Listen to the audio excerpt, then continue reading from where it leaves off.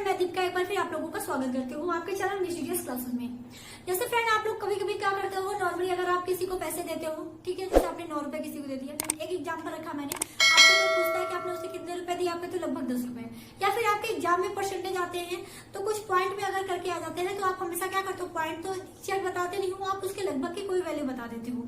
जैसे आपके 80 point something 6 या 7 आ गया तो आप बोलते हो या तो आप 80 बोलोगे या फिर 81 बोलोगे, ठीक है। यानी एक बेस जो है वो यानी एक आधार वैल्यू बताते हो, पॉइंट वाली वैल्यू नहीं बताते, कुछ इस तरह से आप करते हो, यानी लगभग की एक वैल्यू बताते हो।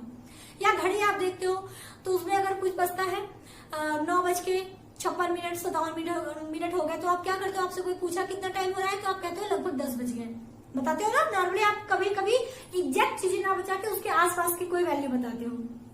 तो वो जो अप्रॉक्स वैल्यू होती है, यानी लगभग वाली जो वैल्यू होती है, उसको गणित में हम बोलते हैं अप्रोक्सीमेट वैल्यू, यानी हिंदी में बोलते हैं उसे सन्निकट मान। तो आज की ये वीडियो इसी पे है। आपके एग्जाम में इससे क्वेश्चन पूछे जा चुके हैं, आपके सीटेट जो प्राइमरी लेवल है उसमें ये क्वेश्चन पूछा जा चुका है, तो आपके जूनियर लेवल में भी ये टॉपिक है, इसलिए आप दोनों लोगों के लिए ये इंपॉर्टेंट है इसको जानना। इसलिए चलिए आज हम बात करते हैं इसकी। बहुत इजी टॉपिक है, इसको बस एक बार समझ लीजिएगा, आपके सारे क्वेश्चन जो है वो आप इससे रिलेटेड आप आराम से कर लेंगे।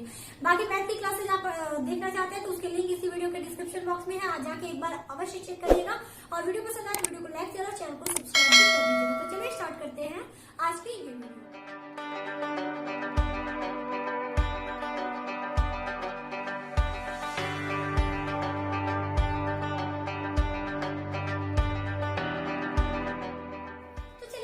जैसे मैंने यहाँ पे 3 एग्जाम्पल रखे हैं आपके इसके, तो अगर हमसे क्या करता है क्वेश्चन, देखिए पहले किस तरह पूछता है ये आप जानिए, उसके बाद फिर बाकी चीजें हम डिस्कस करेंगे। क्वेश्चन आपको क्या करता है, आपको कोई भी, जैसे यहाँ पे मैंने नंबर्स लिखा है, कोई भी संख्या यानी नंबर्स आपको दे देगा, फिर उसमें पूछेगा कि उसके दहाई का जो है वो अप्रोक्सीमेट वैल्यू क्या होगा, या फिर उसके सैकड़े का अप्रोक्सीमेट वैल्यू क्या होगा, या फिर उसके लाख वाली पोजीशन का अप्रोक्सीमेट वैल्यू क्या होगा, इस तरह से आपको पूछ सकता है। तो जैसे कोई भी संख्या होती है, जैसे हम इसको लेके चलते हैं पहले, क्योंकि इसमें काफी बड़ा नंबर है तो आपको सारी जगह जो पॉइंट्स सब वो दिख जाएंगे। जैसे ये होता है हमारा इकाई, ठीक है, फिर ये होता है दहाई, फिर ये होता है सैकड़ा, फिर ये होता है हजार, फिर ये हमारा होता है 10,000, फिर ये हमारा होता है लाख, और फिर ये हमारा होता है 10 लाख। होता है ना, ये आपको पता है, ये मैंने ऑलरेडी जब मैंने उसमें पढ़ाया था कि आपका जो है अंतरराष्ट्रीय पद्धति इंटरनेशनल और इंडियन से आप अंकों को किस तरह से लिखते हैं, उसमें मैंने सारी चीजें बताई हुई हैं कि कौन से पोजीशन को क्या कहते हैं। तो इनका क्वेश्चन क्या होता है कि ये कहते हैं कि कोई भी एक संख्या ले लेते हैं, पूछते हैं उसके किसी एक पोजीशन का पूछ देंगे कि इसका अप्रोक्सीमेट वैल्यू क्या होगा। जैसे हम इसकी बात करें तो इसमें अगर इन्होंने पूछ दिया कि इसके दहाई वाले पोजीशन का अप्रोक्सीमेट वैल्यू क्या होगा, तो आप पहले ये देखो कि इसका दहाई वाला वैल्यू क्या है। बहुत इजी टॉपिक है, समझिएगा ध्यान से। ये होता है दहाई का, तो 86, यानी दहाई वाले इन्होंने कहा है कि इसके दहाई वाले जो वैल्यू है उसको आप लोग करिएगा। तो अगर हम बात करें तो 86 जो है यानी 86 जो है वो किसके पास है, 50 से ज्यादा है और 100 से कम है। तो हम क्या करते हैं, जिसके पास वाली होती है, क्योंकि हम एक आधार वैल्यू लेते हैं 50 से 100 ही लेंगे, तो हम बात करें कि इसमें अगर हम 50 से 100 की बात करें तो हम कितना पढ़ लेंगे इसका, तो 986 किसके आसपास है। आप जैसे अगर इसमें जैसे पूछ गए उन्होंने कि जो हमारा, जैसे हमने 900 सीधे सीधे पूछ दिया कि सैकड़े का क्या होगा, जैसे 986 हमने लिख दिया, तो 986 किसके आसपास है, 500 से ज्यादा है और 1000 से कम। आप यही चीज समझ लो, बस यही है ना, 500 1000। अगर हम इसकी बात करें 0 500 1000 इस तरह से लिख दे। हमको अगर 986 का पता करना होगा इसका अप्रोक्सीमेट वैल्यू, तो 0 500 1000, तो ये 986 किसके बीच में, 500 और 1000 के बीच में है। और किसके ज्यादा पास है, 1000 के ज्यादा पास है, तो जिसके ज्यादा पास होता है उसको हम लोग लिख देते हैं, यानी उस संख्या को हम लोग उसका एक आधार वाले यानी एक लगभग वाली वैल्यू लिखते हैं, बाकी संख्या में उसको जोड़ देते हैं। तो ये पहले संख्या क्या रही होगी, पहले संख्या इसकी 25,000 रही होगी, ठीक है। इसी में 986 ऐड हुई थी, तो 986 ऐड हुई थी तो हमारी संख्या बन गई थी 25,986, बनी थी ये संख्या। अब हमको 986 का अप्रॉक्स वैल्यू पता करना है, तो मैंने जैसा मैंने कहा कि 986 का अप्रॉक्स वैल्यू हम लोग क्या लिखेंगे, 1000 लिखेंगे, क्योंकि 1000 के आसपास है। तो 986 जगह अब इसमें क्या जुड़ेगा, ये अब यहाँ पे जुड़ेगा 1000, तो जब 1000 जुड़ेगा तो ये वैल्यू हमारी आ जाएगी 26,000। समझ में बात आई? अप्रोक्सीमेट वैल्यू का मतलब यही होता है, यानी जिस संख्या यानी जिस पोजीशन का वो पूछेगा अप्रोक्स, उसके आसपास की आप वैल्यू को पता कर ले कि वो क्या होगा, फिर उस हिसाब से आप बाकी की चीजें कर लेंगे। ठीक है, अगर जैसे 86 है तो 86 का अप्रोक्स यानी क्योंकि दहाई वाले पोजीशन का पूछ दिया, तो 86 किसके पास है? 0, 50 और 100। तो 86 क्या है?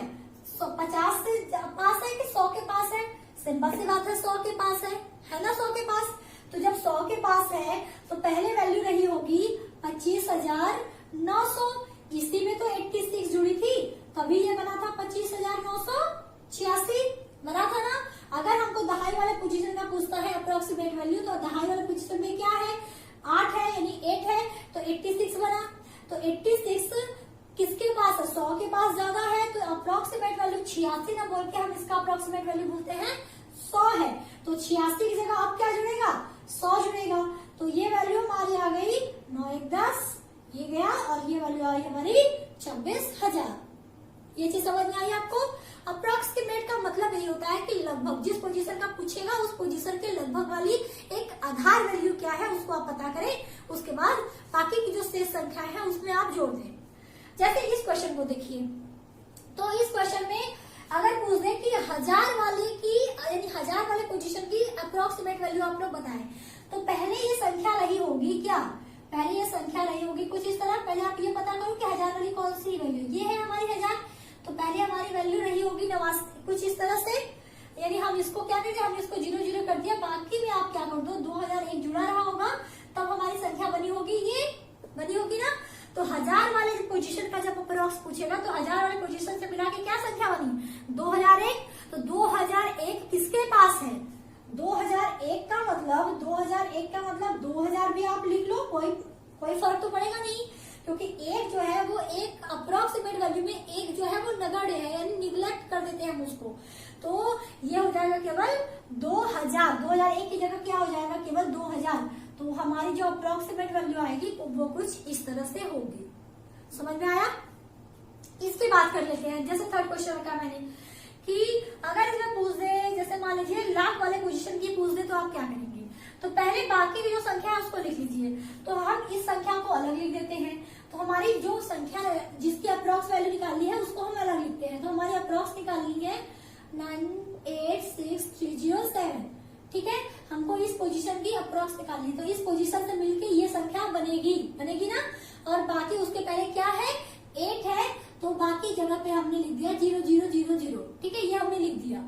इसी को जोड़ने पर ही तो ये वैल्यू आई होगी। तो अब हमको क्या करना है? इसका हमको करना है अप्रोक्सीमेट वैल्यू पता करना है। तो अगर आप इसमें देखें तो 9,86,307, तो 9,86,000 जो है, आप अगर पैसे में बात इसको करो तो आपने किसी को 9,86,000 रुपए दिए हैं, 9,86,307 रुपए दिए हैं। तो आपसे अगर कोई पूछे कि आपने उसे कितने पैसे दिए हैं, तो आप ये तो एग्जैक्ट अमाउंट तो बताओगे नहीं कि 9,86,307 रुपए।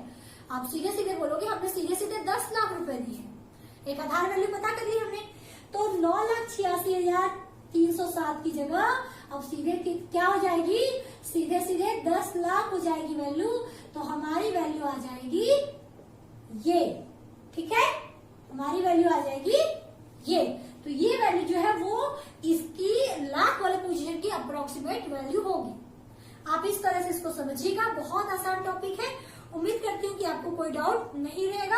अगर कोई फिर भी इसमें डाउट है तो आप प्लीज कमेंट करके पूछ सकते हैं। मैं पूरी कोशिश करूंगी कि आपको अच्छे से और बेटर तरीके से समझा सकूं। तो अभी के लिए इतना ही। बाकी नंबर सिस्टम से सारे टॉपिक हमने जो है वो कवर कर लिए हैं, जो आपके सिलेबस में दिए गए हैं। अब हम बात करेंगे नंबर सिस्टम के कुछ क्वेश्चन को लेकर मैं आपके साथ डिस्कस करूंगी। तो उस क्वेश्चन को लेके फिर हम बताएंगे कि इस क्वेश्चन को आपको किस तरह से सॉल्व करना है। कुछ जो इंपॉर्टेंट क्वेश्चन है पैटर्न के, कुछ इंपॉर्टेंट पैटर्न के क्वेश्चन को हम एक एक करके आप देखेंगे आगे इसके नेक्स्ट वीडियोज में। तब तक के लिए आप लोग अपना ख्याल रखिए। वीडियो पसंद है तो वीडियो को लाइक शेयर, चैनल को प्लीज सब्सक्राइब भी अवश्य कर दें। आज के लिए इतना ही। मिलती हूँ आपके साथ नेक्स्ट वीडियो में। तब तक के लिए टेक केयर, बाय बाय, जय हिंद।